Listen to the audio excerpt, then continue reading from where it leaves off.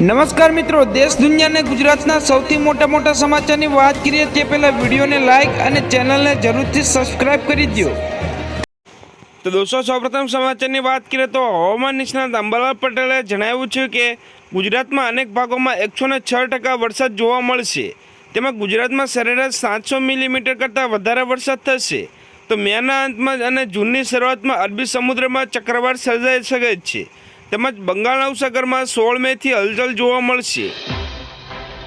તો દોસ્તો, ફટાફટ બીજા સમાચારની વાત કરીએ તો ગુજરાતમાં ધોરણ 10નું પરિણામ 11 મેના રોજ જાહેર થશે।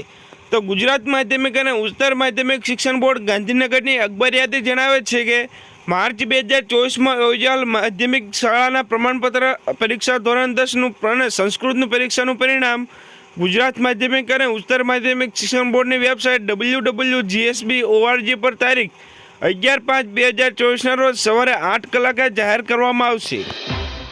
તો દોસ્તો, ફટાફટ બીજા સમાચારની વાત કરીએ તો ગુજરાતમાં છેલ્લા ઘણા દિવસથી આકરી ગરમી પડી રહી છે।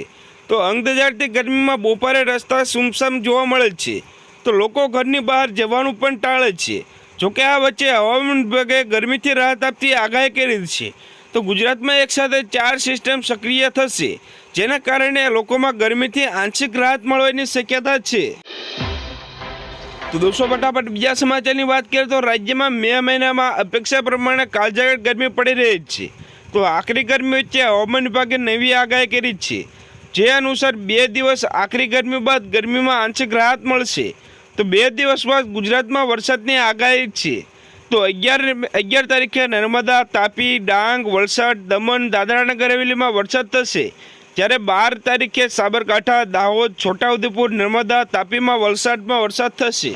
તેમજ 24 મે સુધી અંદમાન નિકોબાર ટાપુ સુધી ચોમાસું પહોંચી જશે।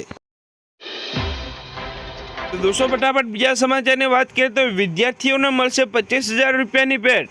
તો ગુજરાત સરકારે સ્ટેમ એટલે કે સાયન્સ, એન્જિનિયરિંગ, ટેકનોલોજી, થેમ્સમાં વિદ્યાર્થીની સંખ્યામાં વધારવા માટે વર્ષ 2024 અને 25માં નમો સરસ્વતી સ્કોલરશિપ યોજના જાહેરાત કરી છે। તો સરકારે આ માટે 250 કરોડ રૂપિયાની જોગવાઈ કરી છે। તો નાણામંત્રી કનુભાઈ દેસાઈએ તેમના બજેટમાં ભાષણ આપતા જણાવ્યું હતું કે 21મી સદીમાં વિજ્ઞાન અને ટેકનોલોજીનો યુગ છે, જેમાં આઈટીઆઈ અને તેની સાથે સંકળાયેલી ટેકનોલોજી જીવનમાં તમામ પાસાને સ્પર્શે છે।